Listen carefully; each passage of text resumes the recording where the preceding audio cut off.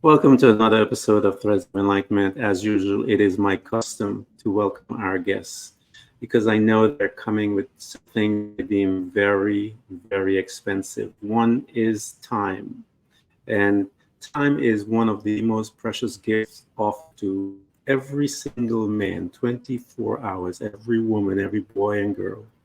How we utilize that time, your relationship with and to time will expose much about who you are. The other is the journey. The journey is powerful. It created the individual that is before us. And we want to stop and thank Sophie for spending these type of quality stuff with us. And we want to acknowledge her and appreciate that she is here to bring wisdom, knowledge, insights, so that we can become better human spirits while we occupy this place that they call Earth. Sophia, thank you so much for coming to Threads of Enlightenment. Well, thank you for inviting me, and it's an honor to be on your show. So I really appreciate it and hope I can share with your audience some things that helped me so they can create a better life for themselves. That is a noble cause, if you will, because I believe that's what we're supposed to be doing as a team, if you will.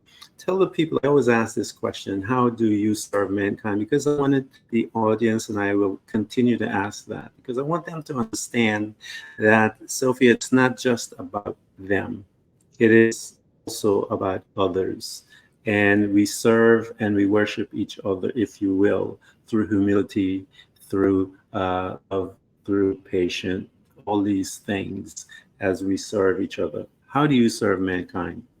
Well, now I serve through what I teach and my EFT sessions. So EFT is emotional freedom technique, and it's a energy modality that helps the individuals to let go of limiting beliefs and low frequency emotions to help them become aware of who they are and then create the life they want to be. Furthermore, often with EFT, we can use EFT to awaken the body's innate ability to heal. So you're no longer prisoned by only certain waves of healing modalities. Now, you asked the question, how do we serve in general? Well, let's back step for a second. So if I'm here and everybody else, because this is my belief system, is an aspect of me, by helping all the aspects of me, not only am I raising and healing myself, but the collective experience for all of us. Because above this level, we're all connected. There was only one energy source that created this whole thing. So the more we serve others, we're raising ourselves and having a better experience for all of us, if that makes I sense. agree. I think so. Yeah, absolutely. I agree. I think that is the awakening that begins to happen in us as we move through life. And those are the seekers that have an opportunity to see that, the beauty that is that revelation that you just talked. So, one of the first things that we do here as our custom is to visit certain spaces that we visit. We live for just a few years. Uh, One of the first places that we start is our family, and then we move on to, if you will, to begin to create our own vision of who we are at that time as we move through. How was your family unit like? Because that's where some seeds, some data is planted into us that's, in most cases, will govern our lives and cause us to see the world in a certain way. What was your family like?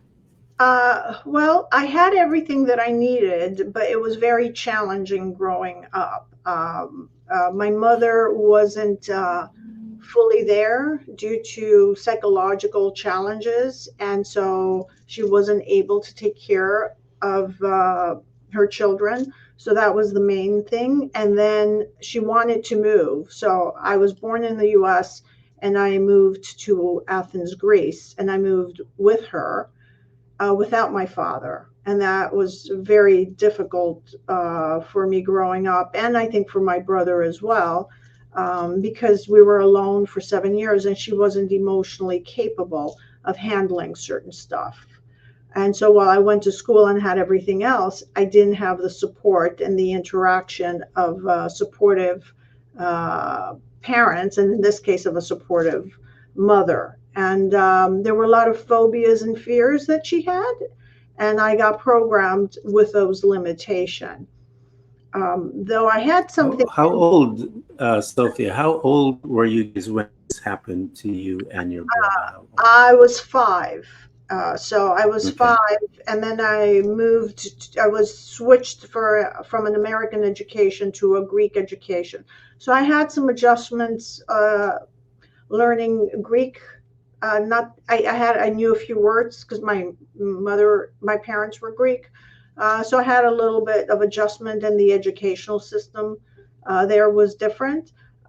But overall, I think it was the lack of emotional support. I don't think it was the country or the the environment so much. It's just that she wasn't Mm-hmm. emotionally available, and her beliefs and her fears, and we were isolated. So there wasn't much interaction with the other people in the community, or me as a child to play with the other kids because of all these fears that she had. And in retrospect, I can see her limitation. But while I was growing up, it was I was very angry. I would have to say I was Yeah. very angry and frustrated why this had happened, and like every other child, felt victimized. Yeah. So So here you are as this young woman, this young girl, um, taken away from aspects of her family, her dad, placed into a new surrounding school, language, trying to get a handle, if you will, of all of the emotional changes that comes with that. And that in itself, the taking away, the shaking of your foundation from your father and your family, I'm sure that created much trauma on additional stuff of what you're experiencing in school. How, and you mentioned, so you were angry. As this young girl is in the midst of that and her anger is guiding her, what do you recall as to your relationship towards others where this anger stood there and lay there, if you will, within you as a young girl coming up?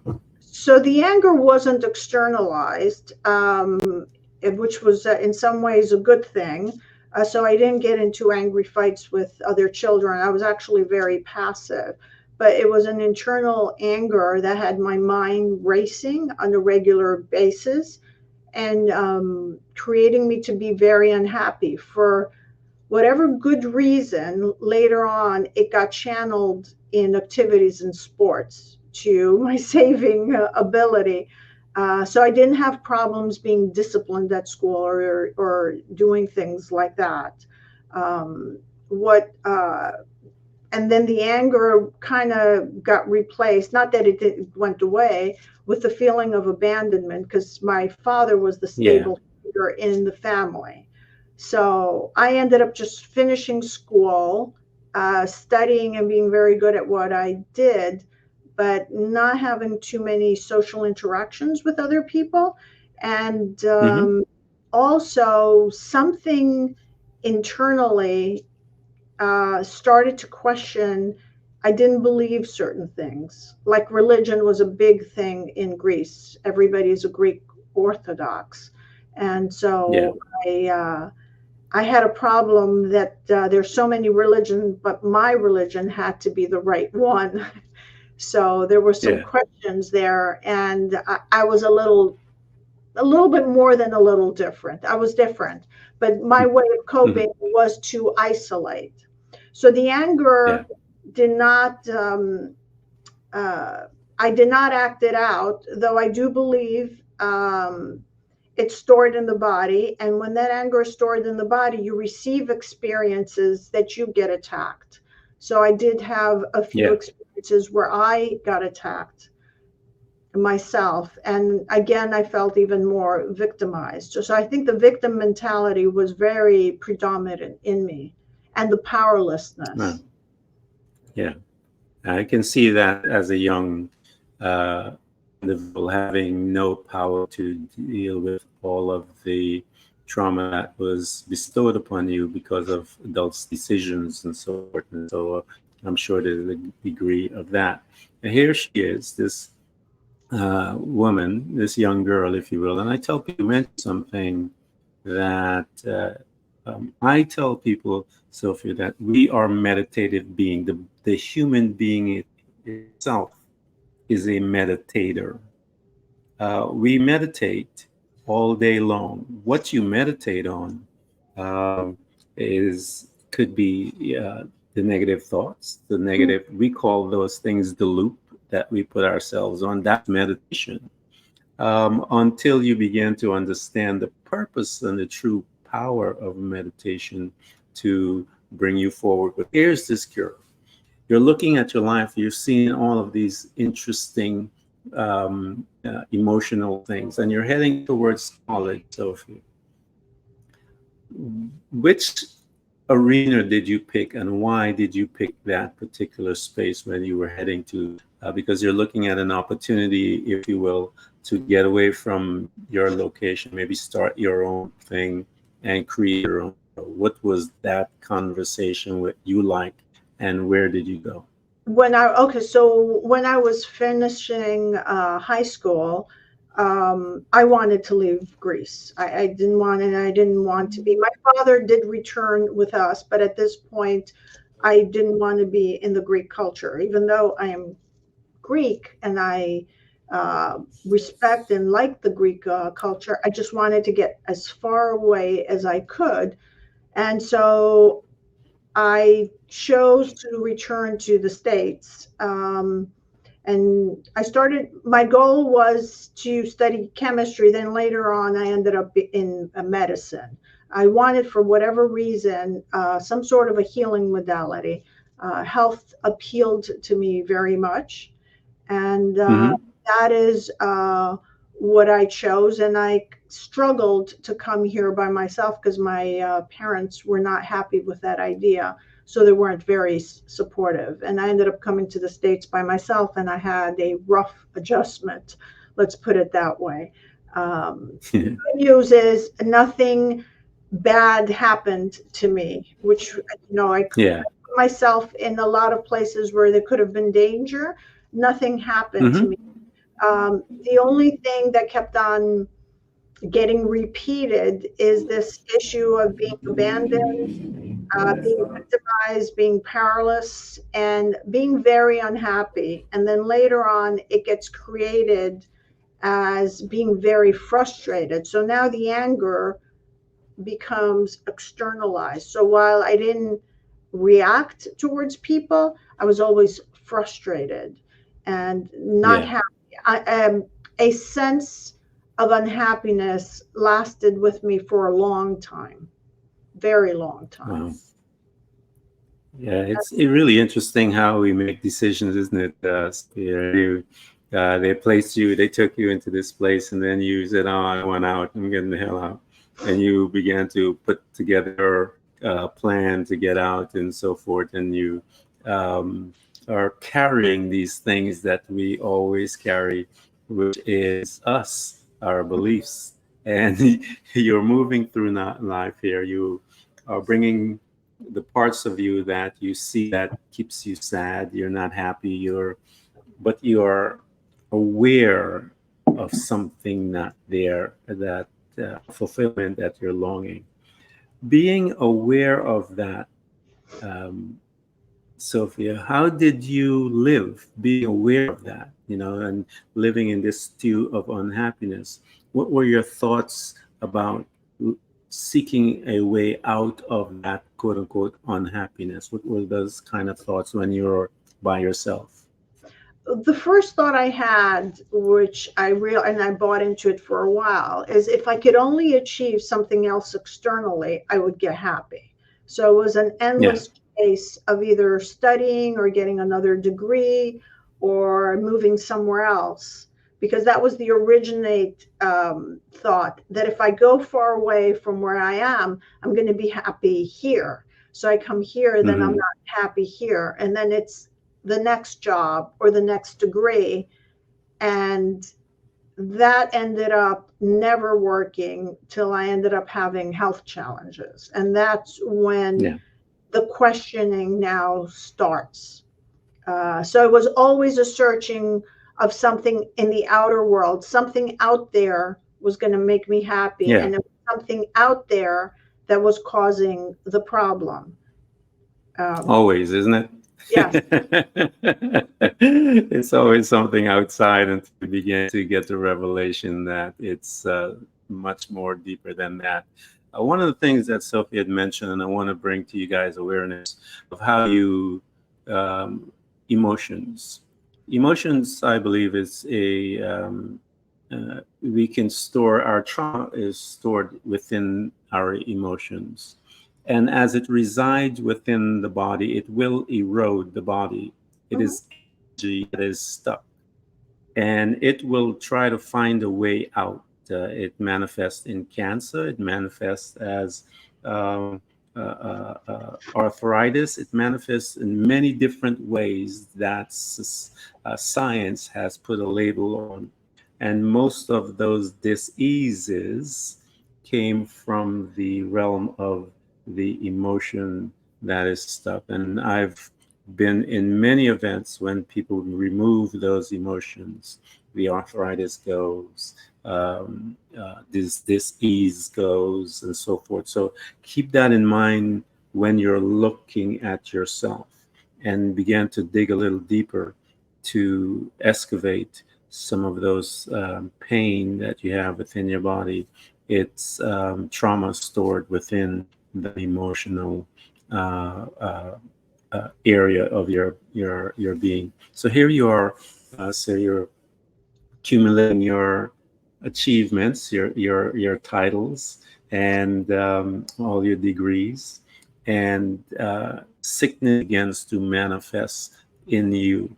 As the sickness begins to manifest in you, and the questions and all of those things, how was this woman surviving? What was she doing in order to live, if you will, in order to move from one day to the next?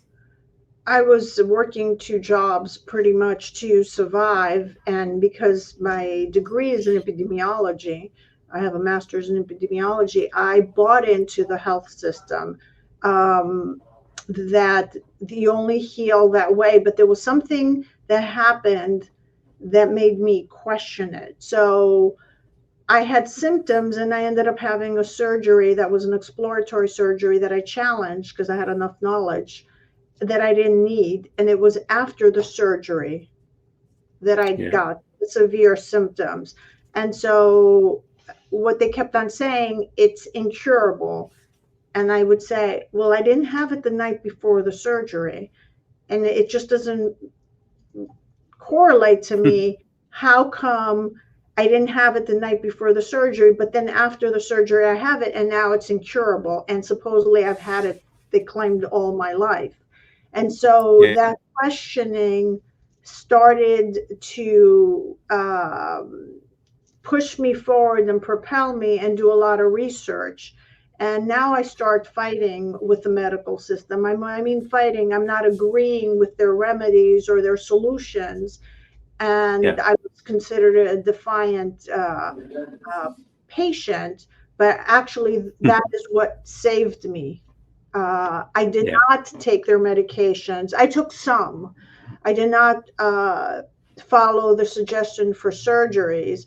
And then it took me on a quest for many, many years. I still ended up in medicine at the Mayo Clinic, which was more conservative, and they weren't wanting to do surgery. And then, of course, that helped me for a little bit. And then again, the issue continued for 16 years, I would say. I was having severe health challenges, which were complication from the exploratory surgery.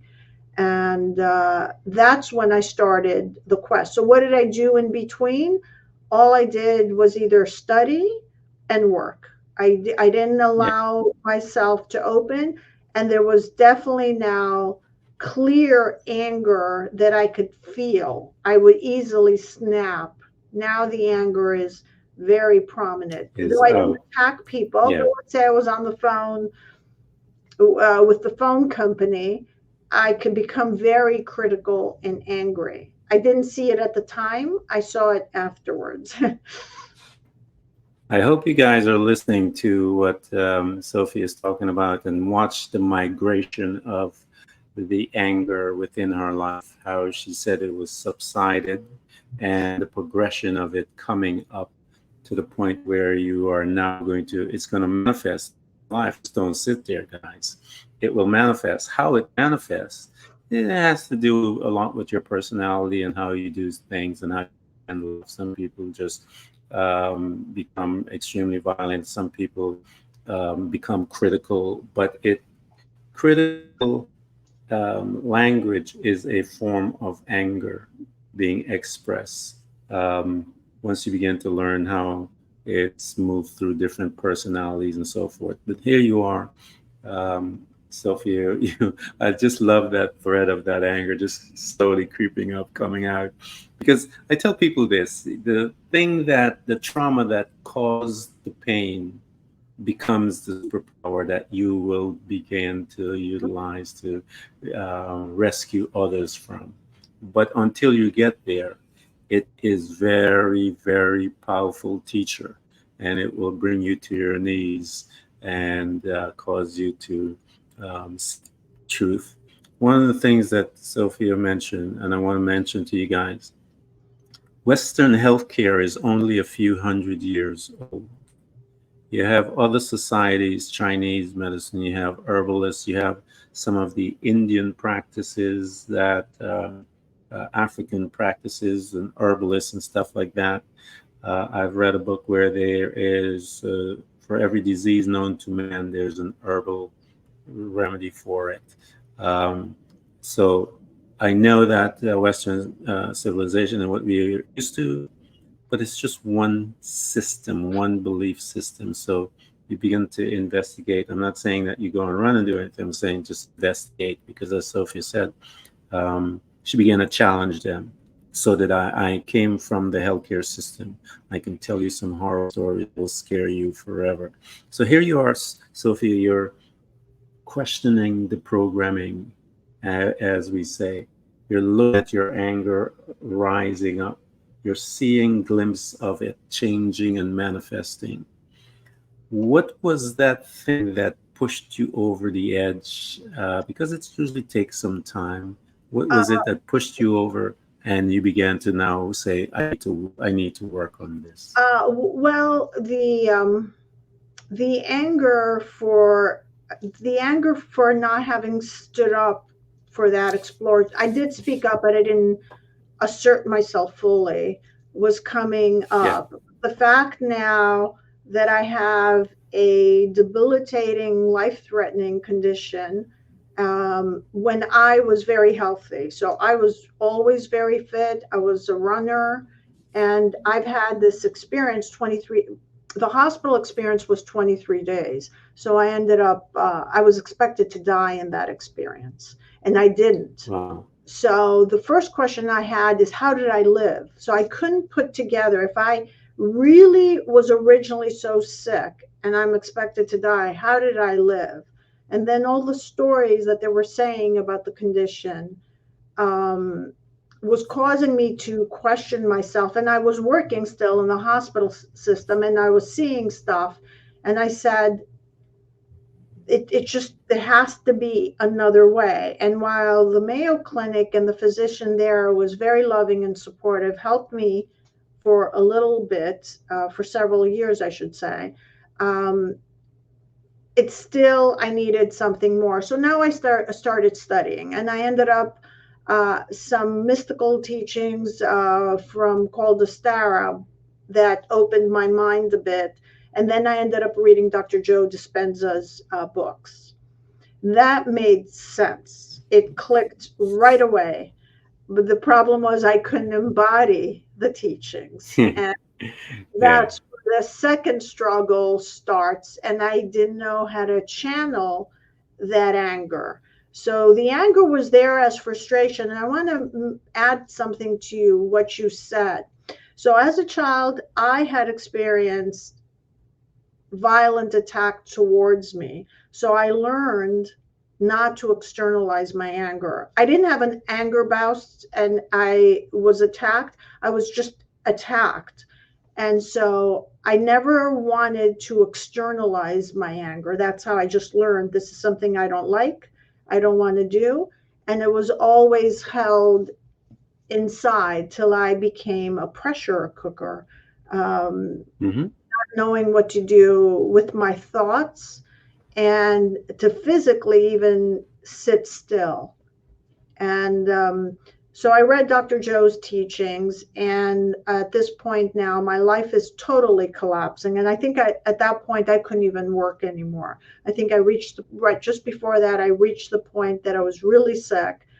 And I went to one of his events, and it was life altering for me. I returned back uh, in ecstasy. I literally have to say, I returned back in ecstasy that lasted for 2.5 months. And as he teaches, you can't go back to your old self. So Yeah. after 2.5 months, I wasn't processing fully. The emotions were my challenge. And I Yeah. ended up regressing and being more sick than what I started.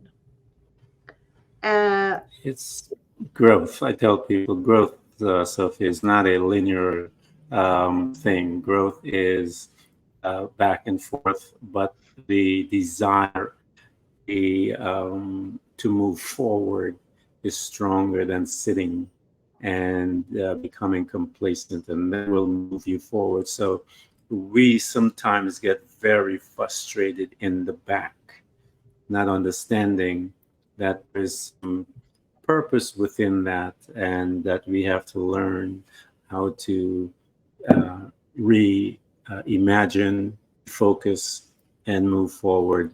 But what we do when we come back, I tell people, we're fine tuning we're learning. And as we learn, we're tuning it a little more, and we're getting a little more uh, clarification, if you will, as to how to move forward and to keep moving in that direction. Here you are, you've gone back, you've gotten sick. What was your mindset there, Sophia? Because that's a battleground that is incredible, because you say things to yourself. What happened to me? I'm a failure. All of these things, these thought feel begins to, and I tell people your thoughts will cause you to create states, and the states that it you put yourself in will create your reality. So be very mindful as to what you're doing with your thoughts, because that's where everything is given birth. So here you are, because I know your conversation, because I've been there. Yeah, I know those short things that you'll say to yourself. What was it like there, and what was that piece, that compass that kept pointing you, okay, come on out, come on out. What was it at the first conversation, and what was it that began to escort you out of it? so there were a couple of things. First of all, I had the experience of bliss. On the other hand, I had the contrast. At least I experienced the bliss. I had the contrast of feeling so victimized. Now I'm feeling there's something wrong with me because all the other people are getting it and I'm not getting Yeah, it. But I'm yeah, still stuck on this hospital experience.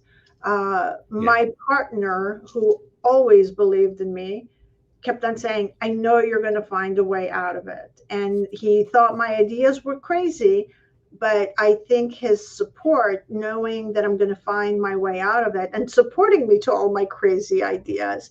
And I basically said, I'm not going to be doing the exams, the CAT scans they want. I'm just not doing them. And he says, if you feel this is right, then that is it. So 18 months later, I did struggle. It was a full stretch of 18 months, completely debilitated. Uh, I had added EFT at this point. I had found a practitioner. Uh, I ultimately heal and I get off my meds completely.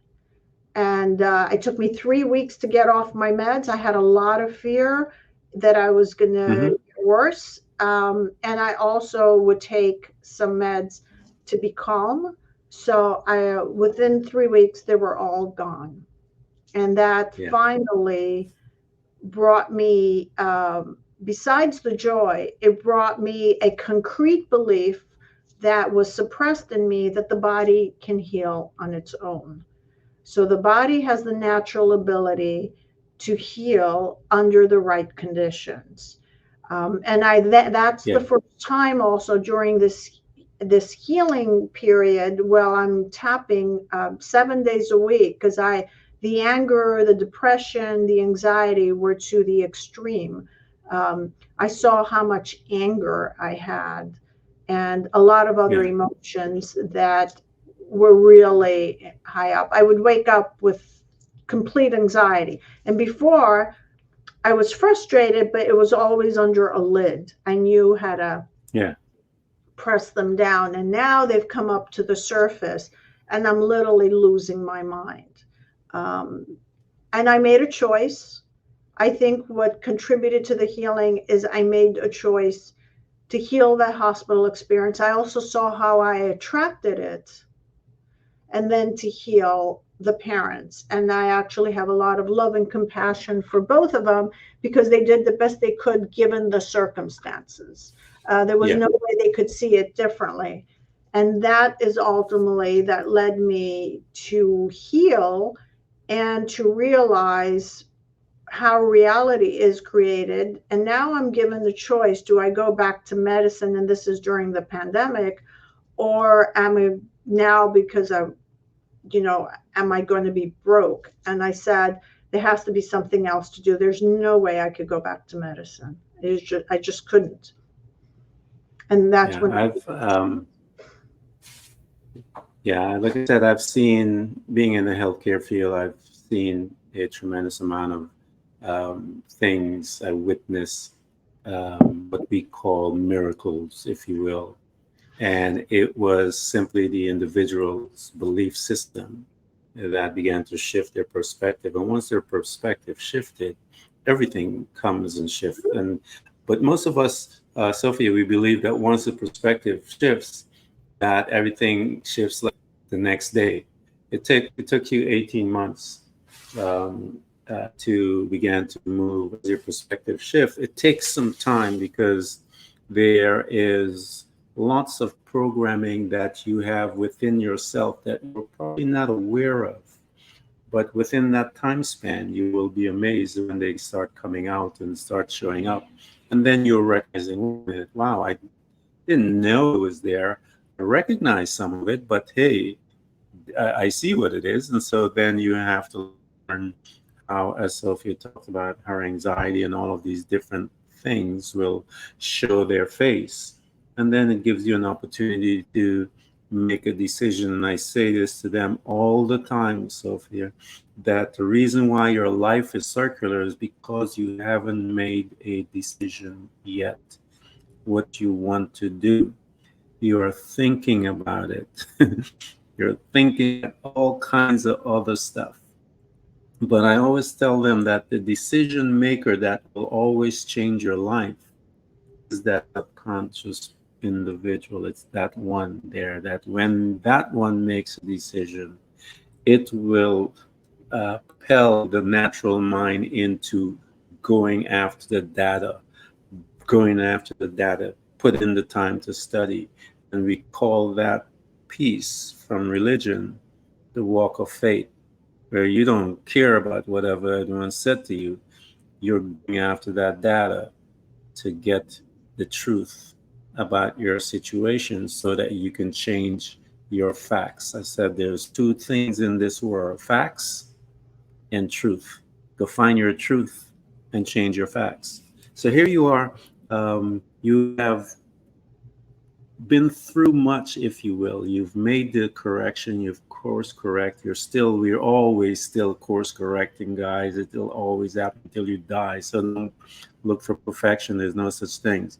So here you are, you're making that course correction. You recognize that other tools are available. What were Give us some of those additional tools that you brought into your life, Sophia, as you utilize them to move you through as you course correct. So, You mentioned a few of them. What were the others? so I started constantly studying on the mind body connection. I started meditating. It took me a year to settle because I was still ill. I had started meditating when I was still ill to be present. And I didn't do a 15-minute meditation. It would be an hour and 15 minutes. So I would Yeah, every day meditate. Um, EFT with what they call matrix reimprinting. I've been trained in a similar modality, which is called hacking reality. They're almost the same. Was instrumental. I think that emotional component for me was instrumental. Just doing the studying and the watching the thoughts was not going to cut it for me. I yeah, was filled with emotions and I needed a way to neutralize it. So the EFT with the hacking reality, and then I studied meta consciousness. So you mentioned earlier regarding dis-ease. The body is not at ease. Each organ holds an emotion, and sometimes it holds a story. So kidneys will mm, hold fear, or the liver can hold anger. When you're throwing up or you're nauseated, there's something you can't digest, not food, an experience you can't digest. Pneumonia, for example, is powerlessness, or breathing issues could be a fear of dying. So once I started understanding these stories and how meta consciousness works, I started having hope because those 18 months, there were moments most of the time that I was hopeless. Why is it taking that long? How come I can't see the light? But a little piece of information was being built upon the truth that you just said. And finally, I broke free those last 3 weeks after the 18 months because there was no healing for 18 months straight. And then in a 3 week period, the healing takes place. and you guys that are listening to our conversation, I'm going to make sure that we provide everything for you guys to get to Sophia. She has just introduced you to some of the modalities that she used, some of the tools, if you will. And I've mentioned to you guys that the one that saved my life was meditation, and it still saves my life because my life was control until I discovered meditation. And through meditation, I was able to become a designer versus one that was by default. But it takes some time because, again, that thought field that you have within yourself has been populated with that for many, many years.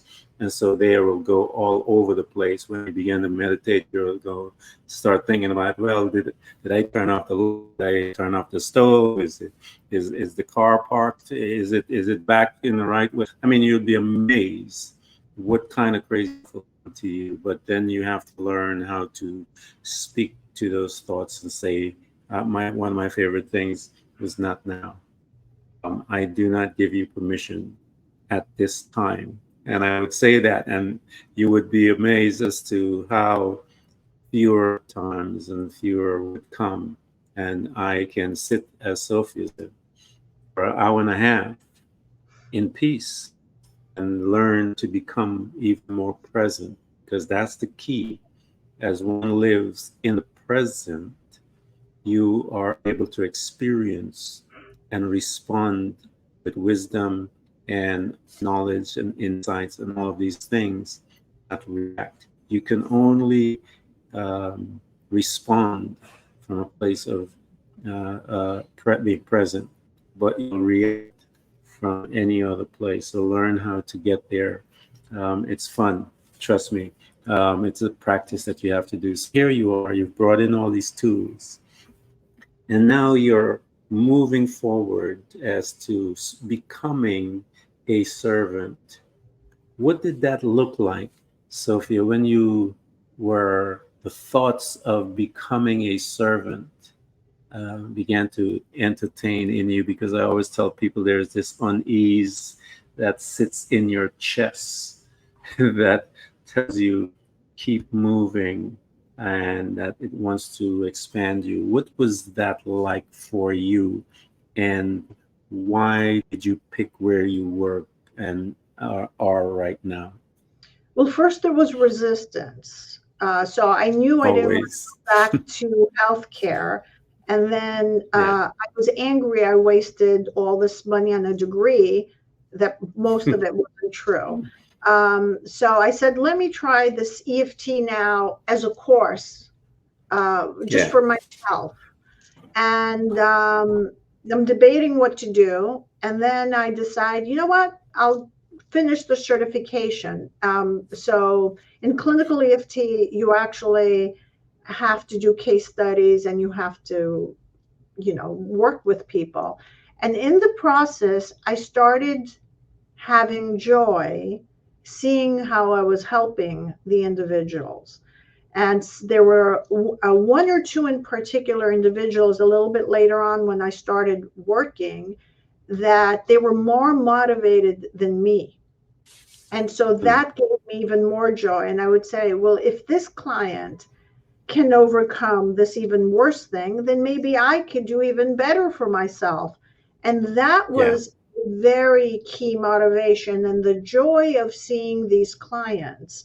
I had some clients that healed some stuff pretty fast. That brought me a lot of joy. And then I was getting more clarity of how the reality was being created. And then I said, okay, this is what I'm going to do. And then I added some more stuff to help myself and to help the clients. So I added I did get trained in hacking reality, and now I do teach a course that Dr. Dispenza has created, a neuroscience course, because a lot of people won't go from the spiritual approach. They need real science. And neuroscience is Yeah. a good way to explain how your thoughts are making you sick. Your negative thoughts can make Yeah. you sick. And how you can use mental rehearsal to create the life you want. And we talk about meditation. So I think the combination of all those now have made me say, this is the right fit. And I'm back in the healing modality because that's what I started with medicine. It's just that it Yeah. wasn't the true healing modality I was looking. And now I see Yeah. concrete results with people, some in a short time and some in a few years, but not like in other modalities that they're permanently hooked forever in getting treatments.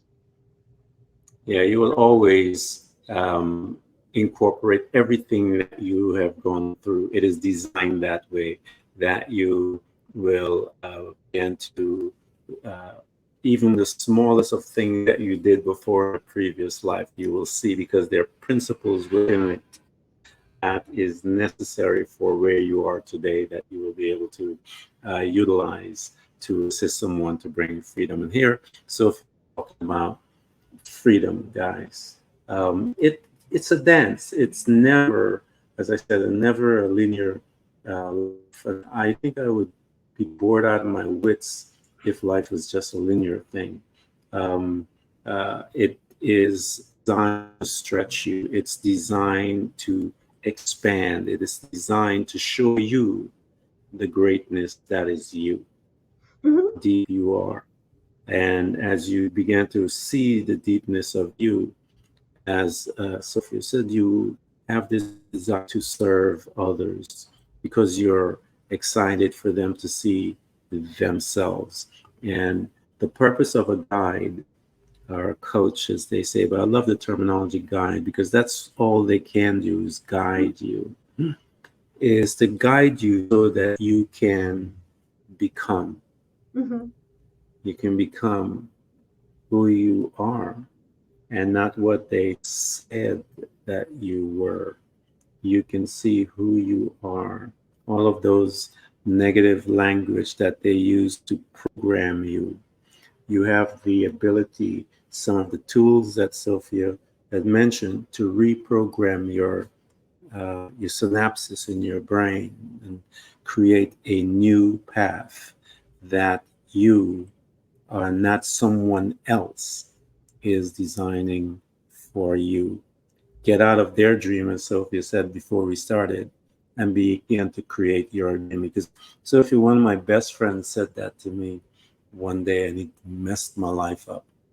He said, most people are comfortable living in a man's dream and producing a man's dream. And we were talking about Walt Disney, how people come from all over the world to walk in a man's dream and spend hundreds and thousands of dollars to walk a man's dream and never do a thing about theirs. He messed me up.